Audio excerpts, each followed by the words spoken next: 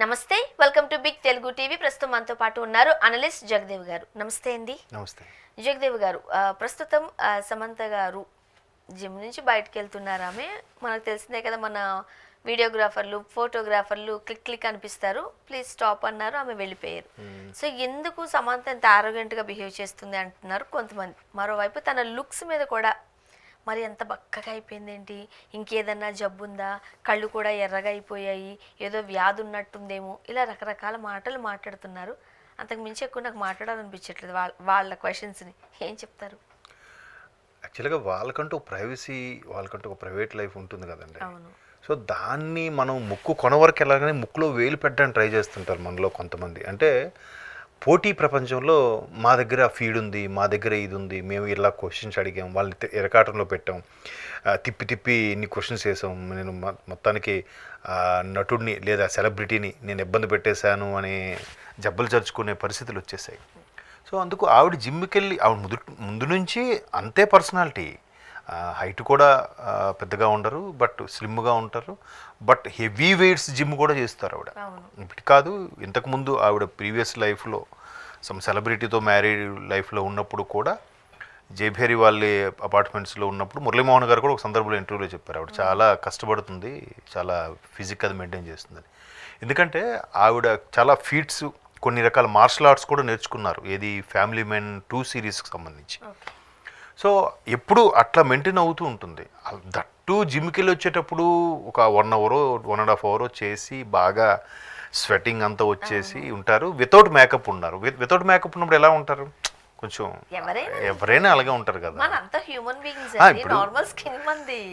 ఇప్పుడు జబర్దస్త్ లాంటి షోస్లో కూడా కామెడీగా చెప్తూ ఉంటారు కదా, అమ్మో వితౌట్ మేకప్ చూడలేమరా వీళ్ళని అని రష్మి మీద వాళ్ళ మీద జోక్స్ వేస్తూ ఉంటారు.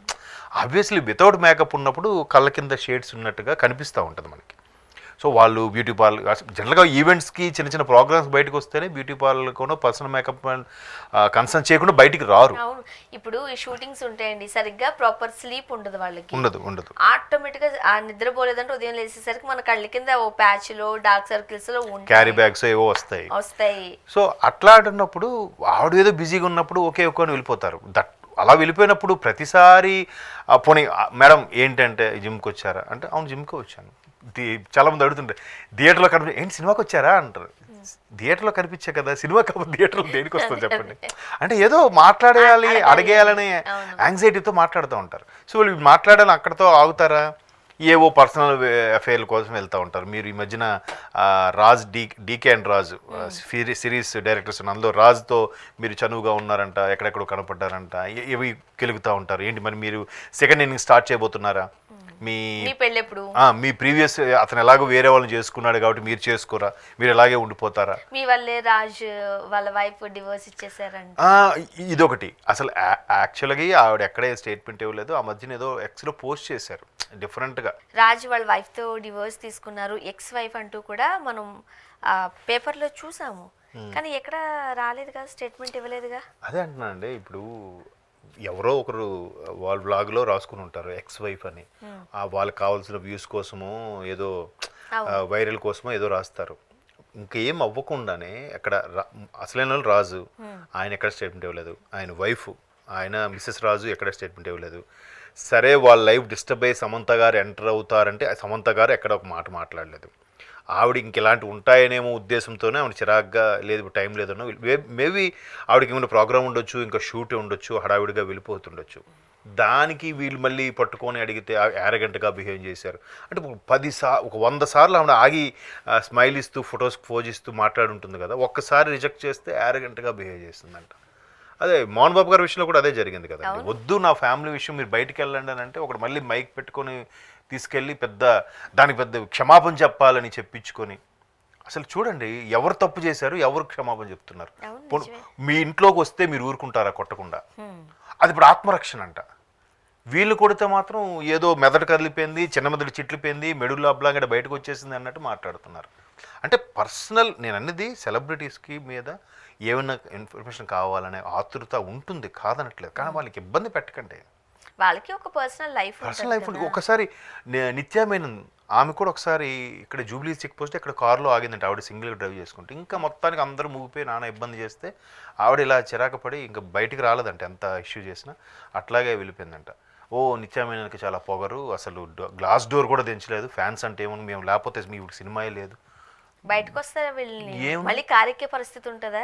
మరి వీళ్ళు తోసిన తోపులకి ఎన్ని మనం చూస్తున్నాం. పలానా హీరోయిన్ బట్టల షాప్ ఓపెనింగ్కి వెళ్తే ఆమెని ప్రైవేట్ పార్ట్స్ లో ట్రై చేశారని చాలా చూసాం కదా. వీళ్ళేం ఊరుకుంటారా? పోనీ నువ్వు అలా చేసినోడు చితగొడేస్తారా? ఫ్యాన్స్ అందరూ వచ్చి పబ్లిక్ లో ఆయన అక్కడే చంపేస్తారా? కాదు కదా. బయటికి ఎవరు రమ్మన్నారు? వస్తే ఇలాగే తోపులాట జరుగుతుంది. మళ్ళీ వీళ్ళే మొన్న రానా గారి ఇష్యూ కూడా అదే అయింది కదా. ఎయిర్పోర్ట్ నుంచి ఇప్పుడు కాదు అంటున్నా సరే ఫోటోలు తీపిస్తే ఆ ఫోన్ కింద పడిపోతే నానా యాగి చేశారు. ఈ అంతకుముందు రామ్ చరణ్ గారి విషయంలో కూడానండి, ఆయన ఎయిర్పోర్ట్ నుంచి వస్తుంటే ఎవరో కుర్రాళ్ళు చూశారు, అరే రామ్ చరణ్ వెళ్తున్నాడా అనుకున్నారు. సరే అని చెప్పి ఆయన ఎస్కాట్ కూడా ఉన్నారు వెనక్కి, కావాలని ఓవర్టేక్ చేసి ఆయన చూడడానికి ఓవర్టేక్ చేశారు. చేస్తూ ఇంకా ఆయన కనబడాలని ఉద్దేశం ఫోటో తీసుకోవాలని ఇంకా ఆయనకి సైడ్ ఇవ్వట్లేదంట, ముందుకు వెళ్తున్నారు. సరే ఎస్కాట్ వాళ్ళు కొంచెం ముందుకెళ్ళి బౌన్సర్స్ ఉంటారు కదా, వాళ్ళు వెళ్ళి కొంచెం మీరు సైడ్ ఇవ్వట్లేదు చాలాసేపటి నుంచి 5 km నుంచి ఎట్లాగే ఫాలో అవుతున్నారు, మీరు ఒకసారి ఇవ్వాలి పని ఉంది అని చెప్తే మేము మీ రోడ్డా, మీ బాబు రోడ్డా, మీ చిరంజీవి గారు వేసారా ఇంకా ఇలా మాట్లాడుతున్నారు. సరే బౌన్సర్లు కొట్టారు. సో రామ్ చరణ్ మనుషులు పెట్టి కొట్టించారు. ఇప్పుడు కాదులేండి, ఒక లాంగ్ బ్యాక్.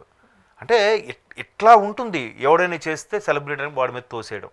సో వాళ్ళేదో పర్సనల్ లైఫ్లో బిజీ లైఫ్లో ఉన్నప్పుడు డిస్టర్బ్ చేస్తారు. తిరిగి చేస్తే మీడియాకి అవమానకరంగా మాట్లాడారు, మీడియా పర్సన్ని కొట్టారు, వాడు మైక్ పగలగొట్టారు అని అంటారు. అంత పరిస్థితి ఎందుకు తెచ్చుకోవాలి? వీళ్ళు ఎక్కడో టైర్డ్ అయ్యో ఇంకో దగ్గర నుంచో జర్నీ చేసుకుని వస్తారు.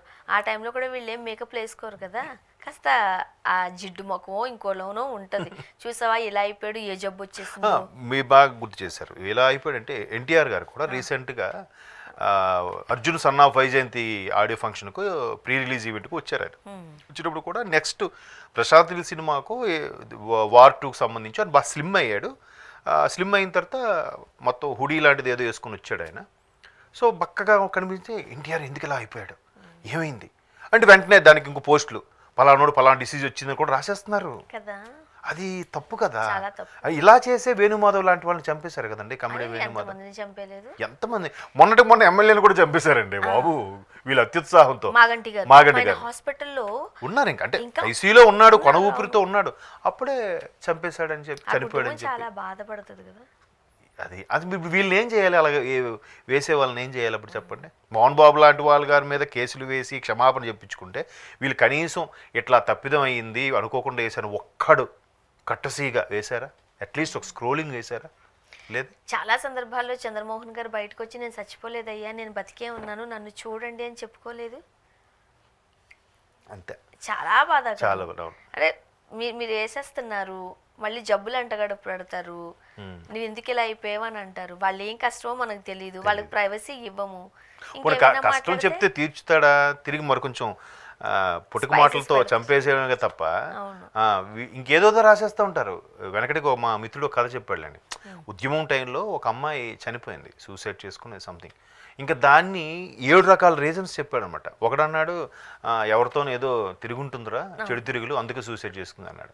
ఒకడొచ్చి మేము ఉద్యమంలో ఉన్నాం, మా కోసం చనిపోయిందని రాసుకుంటాం, మీకు ప్లస్ అవుద్ది, అమౌంట్ వద్దు అన్నాడు. ఇంకోడు అన్నాడు లేదు, కేవలం మన కమ్యూనిటీ పరంగా ఈ అమ్మాయి మన కమ్యూనిటీ కోసం రిజర్వేషన్ పోరాటం కోసం చనిపోయిందని రాసుకుంటాం, మీ అమ్మాయి పేరు వీళ్ళు పెడతాం. అంటే ఎవడు స్వార్థంతో వాడు నచ్చినట్టు న్యూస్ చెప్పేసుకొని చేస్తే తీరా జరిగింది ఏంటంటే ఆ అమ్మాయికి అనుకోకుండా వంట చేస్తున్నప్పుడు తగిలింది, సిలిండర్ పేలేదో చనిపోయింది. సో అసలు రీజన్ ఒకటి ఉంటుంది, అది ఎప్పటికీ తెలియదు. వీళ్ళు రకరకాలుగా రాసేసి వాళ్ళు మానసికంగా చంపేస్తున్నారు. ఇంకా ఇట్లా ఉన్న వాళ్ళని కూడా అట్లా చెప్తూ ఆమెకి ఈ డిసీజ్ ఆల్రెడీ ఆవిడ ఏదో సమ్ డిసీజ్తో ఇదైనప్పుడు సద్గురు దగ్గరికి వెళ్ళారు, ఆయన సెట్ చేశాడు, చాలా ఫ్రీ అయింది. ఆ తర్వాత మరలా వాళ్ళ ఫాదర్ చనిపోయారు. సో ఇన్ని ప్రాబ్లమ్స్తో ఆవిడ పర్సనల్ లైఫ్ కూడా డిస్టర్బ్ అయ్యింది. ఏదో ఓవర్కమ్ అవ్వడానికి రకరకాలుగా వెతుక్కుంటుంటే వీళ్ళు మళ్ళీ వచ్చి తప్పు, అది వాళ్ళ విజ్ఞతకే వదిలేయాలి. థ్యాంక్ యూ అండి. Thank you.